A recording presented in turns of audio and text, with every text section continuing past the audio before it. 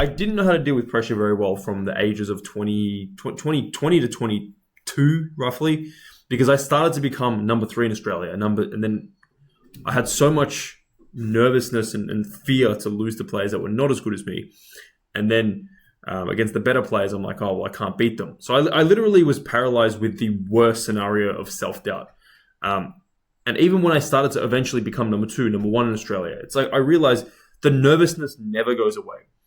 In fact, the better you get, the more nervous you will get. I'll say this one again. The better you become, if you're serious about improving table tennis, and you're a serious player, which you wouldn't be in this group unless you weren't at some level, right? To some extent. If you're not nervous, that's often a sign that you don't care. Maybe you don't care about the outcome of this specific match. It doesn't mean you don't care in general, but it means you don't care about this specific match that much. Now, before you go, oh, isn't that a good thing? It's often not, because if you look at the matches where you were most relaxed, you probably hit the nicest shots, but then you were less tight, you were less calculated with every shot, and you would notice that you lost a lot of those points that you probably shouldn't have lost. I look at the most intense tennis matches I've ever had, the most intense table tennis matches I've ever had. When I was nervous, that's when I played my best. That's when I had the best results. It's not when I felt the best. It's not when I felt the most confident necessarily, but it's where I performed the best in terms of result. So I think it's important for all of you guys to understand that. I'm coming into if I was to play a match, an Olympic trial or something huge, I'm not coming into the match like, how do I be I'm coming in like, I'm going to be nervous. That is not going to change. That is not a bad thing. That's a really good thing, right? So keep that in mind. Nervousness is a good thing. It's not a bad thing. It's something that triggers you to be alert, and it's something that triggers you to calculate every point more precisely. Now, of course, can we take this to the extreme too much? For sure, right? Hi, I've recently been sharing matches in the group for analysis where I didn't have much trouble finishing. However, this is a bit different. I'd like to address two issues that I believe were key to why my performance is different from what it usually is during a league match. Let me add that I currently play in the third league, but I spent 7 years playing in the second league, so I often compete against opponents who are weaker than me. Mental approach to the match. Quality of play resulting from point one. Okay, add one. This is an away match. The opposing team had a player who played at a very high level of effectiveness. Okay, because it is my opponent into the venue, I felt less confident. After all, I was about to play against an opponent who on paper is better. The mindset made me more tense than usual. Yep, this can certainly happen. Intimidation. Just realize that people may do things that on the surface look scary, but just like you, if he plays you, a lot of more commonly, players are scared to lose to players that are lower ranked than them. So how do you know that he's not feeling really scared? You don't. Even on the outside, if he's trying to put a brave face on, he's probably really scared. I always try to put a brave face on, even though I didn't want to show my opponent that I was like shitting my pants, right? I started thinking about things I normally wouldn't consider: his good serve, his strong openings that I should, yep. What the spectators might think. Yep, this is normal. So every time this comes up, I'm like, okay, I'm noticing that this girl that I really have a crush on is watching me and I want to perform well. I noticed that my dad's watching, and if I don't play well, he's going to say something in the car. I noticed this, I noticed that. Guy on the next court is he's screaming every ball. And it's like, okay, no problem. I notice it, but what am I going to do on this next moment?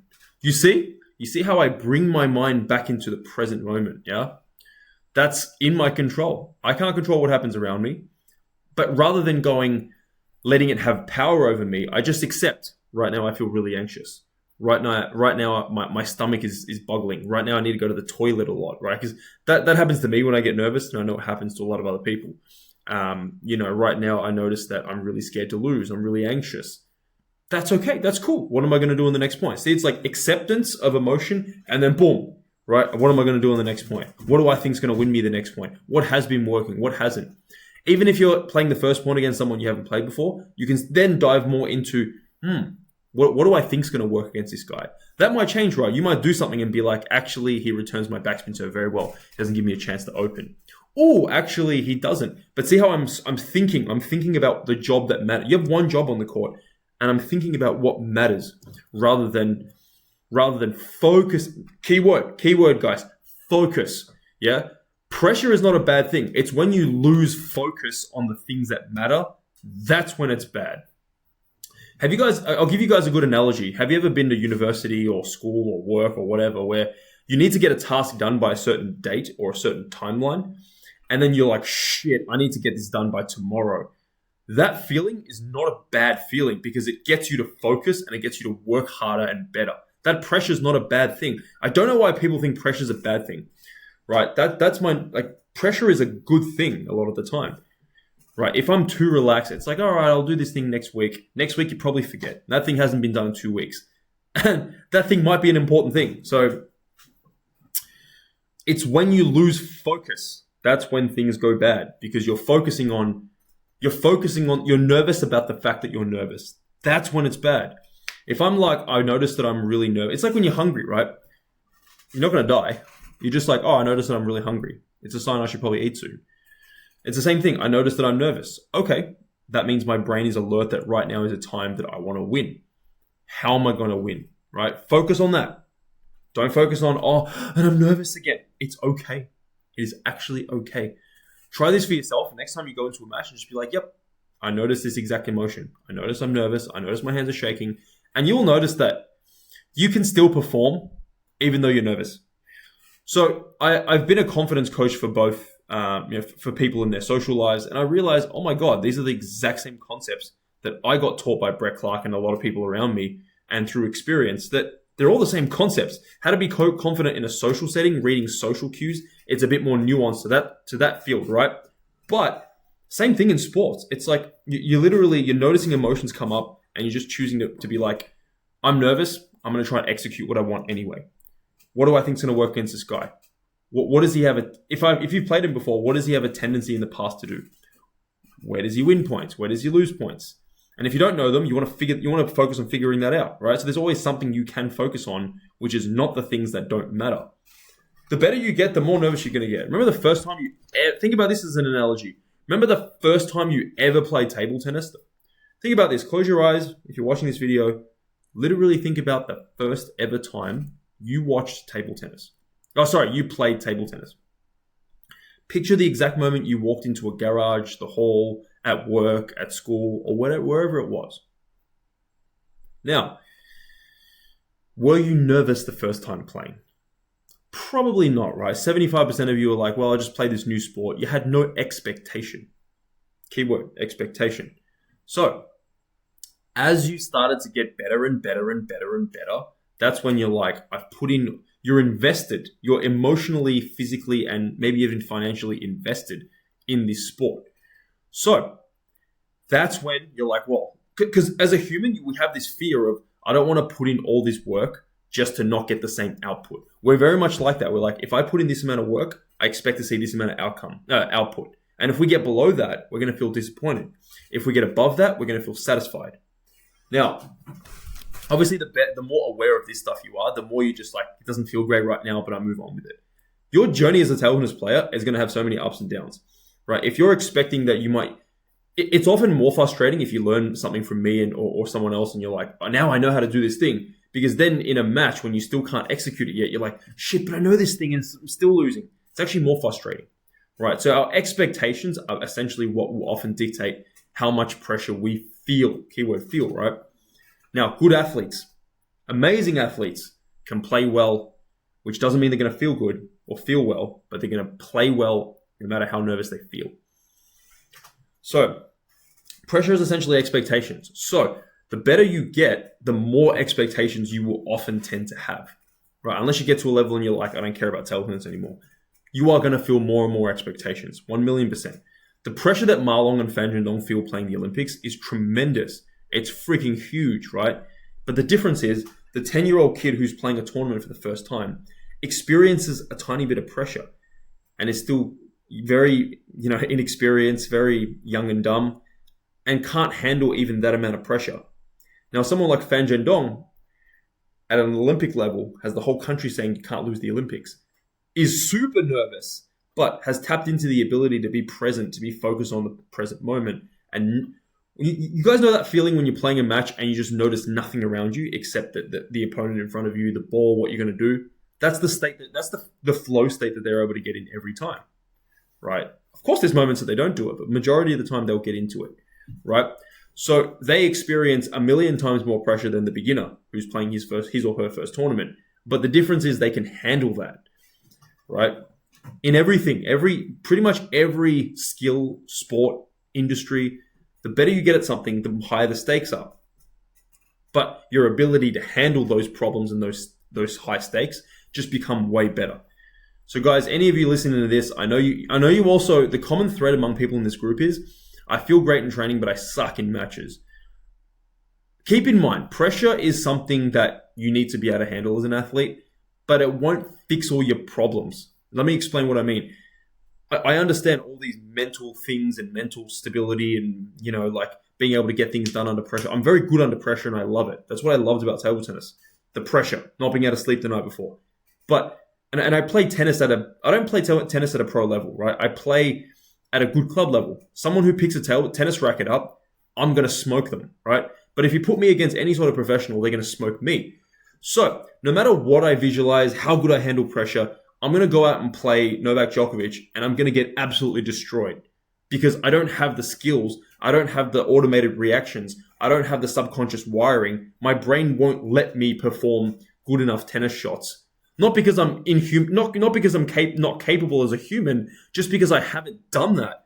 So when a fastball comes to, when a high ball comes and I have to overhead it, which is a hard shot in tennis, I don't have as much trust in that shot. I don't have the know-how. I haven't done it 3 billion times and know this is how not to smash and this is how to smash.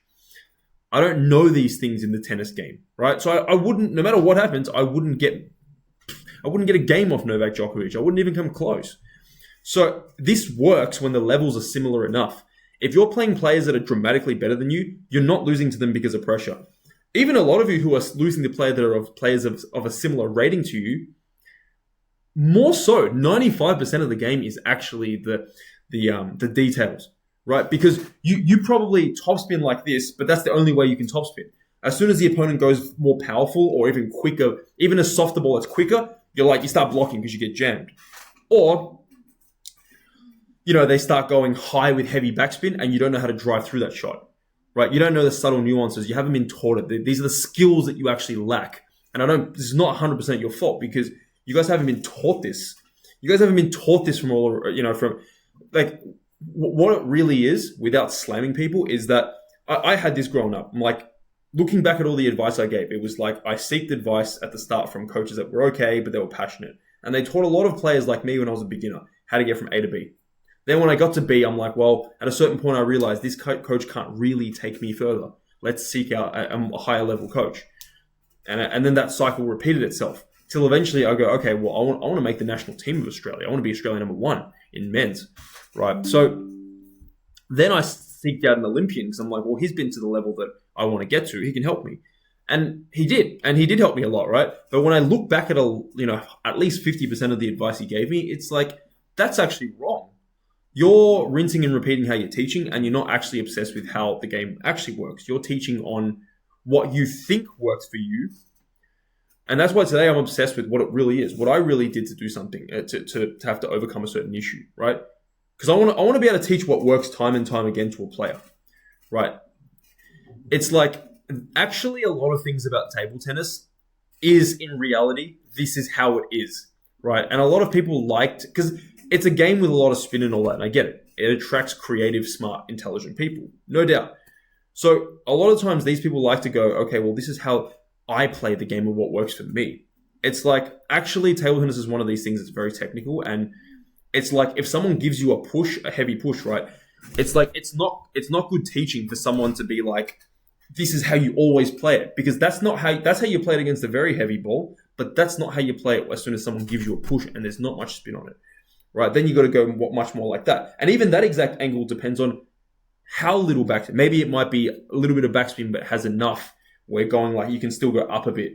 Maybe it's really quite almost empty where you have to go almost completely over. Maybe the person's giving you such a slow ball, right? Maybe they've given you a slow ball where you actually have to step in first because it's not coming, right? There are so many nuances that you have to be able to deal with. And it's just, these are the real, these are 95% of your problems. Everyone in this group, right? I'm putting this in the premium group where it's 40 plus members. I'm putting this in the free group where it's over 100, not nearly 1,000 members. This is like for 99% of you, this is your problems, right? This is not, it feels on the surface like I can't handle pressure because what you're training just doesn't set you up for match success. What you're training, like how often have you trained a specific exercise like serve backspin? It must be short, otherwise your training partner spins. Someone else then pushes and you've got to make the first spin. And then if they block it back, you step out ready to go, boom. How often are you practicing something like that? How often are you practicing someone serving long backspin, side spin to you? You've got to open and then free. Then they serve short forehand or long backhand, then you open free. Compare that, honestly, right? Think about this honestly. Compare that with how often you practice two backhands, two forehands, or some exercise that's similar, or top spin, or you just play games with the intention of trying to competitively and in a fun way try to win. Nothing wrong with that, right? You need that at certain moments, but you also need to be specifically good in what comes up in a game. Now, when you do these drills like backhand, middle, backhand, forehand, they're good. They're not bad, right? But people think if they practice that 6 times a week, that solves all their problems. What about when someone gives you a no spin ball and you got to do something with it? What about when someone, goes slow, suddenly fast? Well, guess what? These are the things that actually come up in games, right? Your opponents don't realize they're doing this, but they are. They're not standing there thinking like, hey, Rodolfo, I'm calling you out, right? But they're not thinking like, I'm going to hit a faster ball, and let's see how Rodolfo reacts to that. Oh, well, I guess he's too good. He was able to shorten his swing and deal with it. Oh, well, I guess he couldn't deal with it. Therefore, I win this match. That's not what they're thinking. They're like the opponents that you guys are playing against at a non-pro level, even at a pro level to some extent. They're thinking, I just want to win, right? And if they win, they're like, yes. If they lose, they're like, But as someone who's actively seeking help, you wouldn't be in this group unless you were actively seeking some sort of improvement. Now, as someone seeking improvement, it's your job to be aware of this stuff and try to improve it, right? You're aware now by listening to this and other videos I've put out that there are so many subtleties and back and forth exchanges in table tennis. And if you can't deal with them, you're going to come into a match and you're going to struggle. So the real answer is not, I need to be better under pressure. It will help. It's an essential skill, right? Because otherwise you're going to get a lead or otherwise you're either going to crush someone and you're going to be like, well, I'm too good for them, right? Because think about this. If you were to play against your parents, for most of you, you'd probably win. Right? Some of you have parents that are good players, but for most of you, you'd probably kill your siblings and your parents at this game. Or if I gave you 10 balls to smash, you'd be so nervous, but you'd still be fine. So that just goes to show it's not pressure that's the thing. It's when pressure hits, it highlights more of your problems that you have not learned to deal with. And often, those things are 99% of the time the things that actually come up in matches. When someone serves an empty half-long ball that is there to be topspin, you push anyway because you don't trust it. You don't trust yourself to play a first spin if you have to move and do it. If you have to move and do it and deal with a ball that doesn't have much backspin or it's side spin or it's topspin. When you can deal with every situation like that, you get to have the peace of mind that like, no matter what the opponent does, I've got him covered. This is why you see me play the matches on YouTube and stuff like that. And it's like, I might even lose the first 5 points in a row, which I almost never do against the non-pro. And I will not freak out. I will not freak out at all. I'll be like, okay, well, I just missed. I just know I have to put it on. Because I know how to put it on. It's an automatic habit, which didn't come from, it didn't come from not failing so many times. Probably compared to like more than 100 of you, I have failed shots and things way more times, but I've also put them on more times. So I know now, a situation comes up and my subconscious brain is like, seen that before, know what not to do. I know exactly what not to do and I know exactly what to do. Now, the way to get that, as a coach now, I realize the way to get that is having someone like myself be able to break it down for you and go, I've been there, I've done it, I know it, and I can also teach it. This is the steps. That's not enough, however, because a lot of people now, I've noticed a lot of people, both online and in person, will get coaching from me, and they'll be like, okay, it's been a month. Why am I not beating someone who's 200 points better than me? Well, first of all, 200 points is a lot. Second of all, from me, my job is to make you aware of your problems and how they can be better, how you can be better in matches. All the guesswork taken out. Now, that doesn't mean all of a sudden now you can do it. That takes experience because now emotional stuff-ups are what we learn from. When you lose a very painful match, you really search, like, why did I lose? What about that? What about that in my game? Is that good enough? Is that not good enough? You really dive deep. And I can teach you everything I know about table tennis now, and you're going to be like, yeah, great knowledge, awesome, amazing, bank that. But how much can you apply on this instance? Probably like 1 or 2 at max, right? So when they say this takes time, I like and hate that phrase because it does take time. But also, if you just go, oh, just work hard and, this will take time. Let's just work hard and that's it. It's like assuming that will work if you have the right strategies and the right knowledge of how to do something in place. If you're doing something wrong, imagine if your backhand topspinning like that, right? You can work hard. You can train hard. You can do everything work ethic wise that's needed. You can train 7 days a week for 4 hours a day. Guess what? You're going to get worse because you're just building the habit of doing that. Now, when you go and take the right advice and then you have the right implementation steps, which is isolate the exercises correctly, do it, make sure you're doing it correctly because you may be doing something wrong and you don't even realize. That's actually what most of table tennis struggles come from. Not being aware of what the problem actually is. Now, of course that's going to happen because if you knew what the problem was, you wouldn't have it. Like if all of you guys, right, and all 1,000 of you guys, if you knew what your problem was and exactly how to fix it, you wouldn't need my help. You wouldn't need anyone's help because you already would be at the level. It's like I would grab your rackets, all of your rackets. I would grab your rackets if I had okay, assuming your racket's good enough, yeah. I would have all your skill sets, no more, no less, and I would get results that are like 100 points better at least. It's because I would know what shot selections to do and what not to do. I know how to go out there with the skill sets that you have, and when you play matches against people, it's like I know how to start a point. I know how to handle a certain situation that's awkward that comes up. These are the things I want you guys to focus way more on rather than, oh my God, can I handle my nerves? You're never going to stop being nervous, yeah? That's to conclude this topic. That's why I'm linking pressure to skill sets, to game scenarios. You need to train in a way that specifically gets better at game scenarios. The difference with training is that it's free experimentation. This is the time to learn where a coach comes in, if a coach is good, which a lot of them are not, but they should teach you the right way to do things. Then you got to experiment. Then in trying to do the right things, there's a huge gap. You're not going to do it right straight away, right? To think you are is very arrogant because this game is hard, right? And I say this not to be arrogant at you or not to be mean because I want you guys to win. And because I know how hard this game is. It took me 15 years to master, right? And to make 2 Olympics, it took me 23 years. So it's not, you're already getting the most shortcut process if I'm giving you all the right information. So I know what I teach works because I've done it for so long now. Now, as a coach, I know how to explain it and break it down based on where a club level player is, right? So the better you get, the easier you become to help as well. It's funny because a lot of people are like, well, Hemming can't coach beginners. And you know what? For equipment for beginners, I'm honestly not the best guy. But I bet you my bottom dollar, I will do a better job of coaching beginners than most coaches. I just don't enjoy coaching beginners because you got it from the ground up. You got to even teach them what friggin' the word topspin means, right? But I know the game, so I would do a much better job than most people. It's just because if someone is not a high-level player, I get it. They want to feel like, okay, I'm the king and queen of teaching beginners.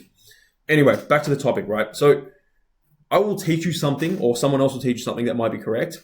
Now, you can't implement that straight away. To think you can straight away, it's okay. If you're already like, let's say USATT 2300, 2200, there's a good chance that you're going to implement it straight away. So Vin, if you're watching this, like, truthfully, you are very easy to help. You were already like 2000, 2100 to get you to 22 you've beaten 2200 players again and again and again and again to the point where it's like, realistically, if God just said everyone gets rated accurately to what they are, you're probably 2250 or 2200 already, right?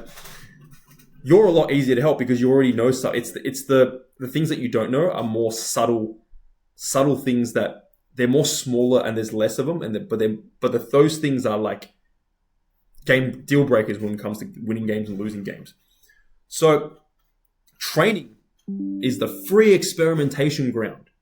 Literally, that is where you want to make all your freaking stuff ups, where you feel like an idiot, and you also want to find out as fast as possible, right? We don't want to delay this just for the sake of delaying this, but this is going to take a lot of repeated exposure. So you want to find out, okay, this specific shot comes. A side spin, backspin serve, for example. And look, side spin, backspin serve, some are going to come faster, some are going to come heavier, some are going to come with more side spin. Even if I try to give you 10 side spin serves, they're going to hit slightly different spots every time. And that's not even me doing it on purpose. That's by accident. Now, if you just train an exercise of someone serves side spin backspin to your backhand and you got to do that, already you're getting so much experience because you're dealing with serves that landing in different spots. There's slightly different variations every time, but they're similar. So you should know, when he serves deep, why did I miss that?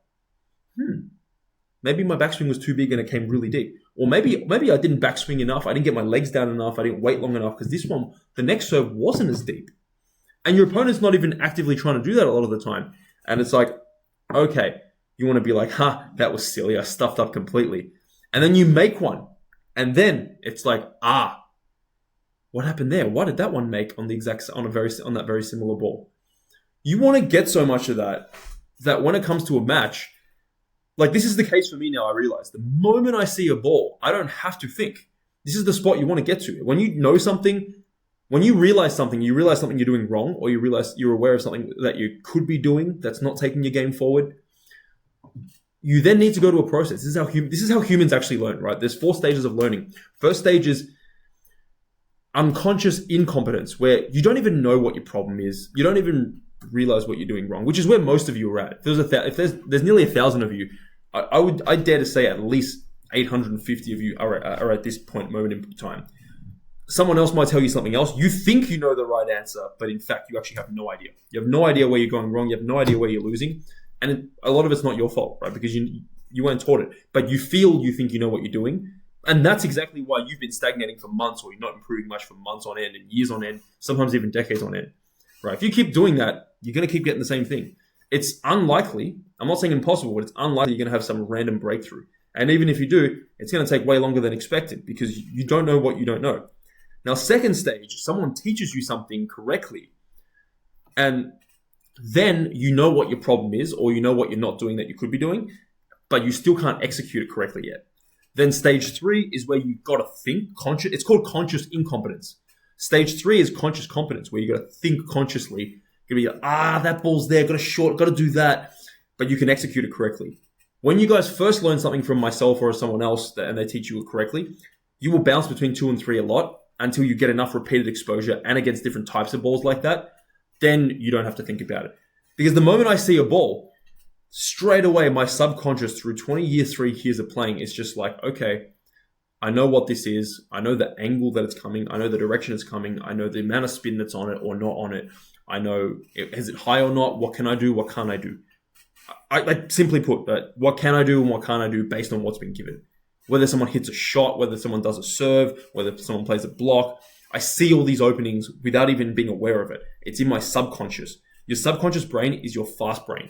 Your conscious brain is your slow brain. It's the one that goes, what do we want for dinner tonight? And you consciously think, Your subconscious brain is if I go whoosh, right? Not the best example, but if I was to get in front of you and go whoosh, right? Your natural reaction would be to flinch, right? That's a subconscious reaction. You need the skills that you're trying to learn that are going to take your game forward. It's one thing to be aware of it, but you actually need to train to the point and with the right conditions that the skills that you learn are actually now embedded in your subconscious, so that when it comes to match time and you will have pressure, if you care about that match, you can just think about, how do I strategize to beat my opponent? You don't have to then think scores, how do I beat my opponent, and then in this concept here, when the ball comes, I must take it earlier or wait more. It's too much to think about. There's too much back and forth crap happening in a match, especially when there's pressure, right? Matches are not the time to they're not the time to improve. You will improve your ability to play matches under pressure and deal with that. For sure, you have to play matches. You have to play matches to see where you're at, what's lacking in your game. Under pressure will reveal what you trust and what you don't trust, right? It will reveal where you're at, with enough match data. Because you can have one bad match, right? You can have one great match. But you can beat someone, and it doesn't mean you beat them once, now you're better than them, right? It doesn't mean that you lost to someone who's rated below you, now they're a better player. People think that, but it's bullshit. And matches are always, to get better under pressure, you need to know how to deal with pressure, understand pressure, and then play matches. So that's not the time. There is enough things there for you to try and execute, for you to try and do in a match. Training, you want to make it similar to you want to make it part of the things that come up in a game. But the goal of training is to build your weapons, build the things that you trust, so that in a match you can actually access them confidently when you're nervous. So I hope you guys take that away from you. It was a really passionate 30 minutes.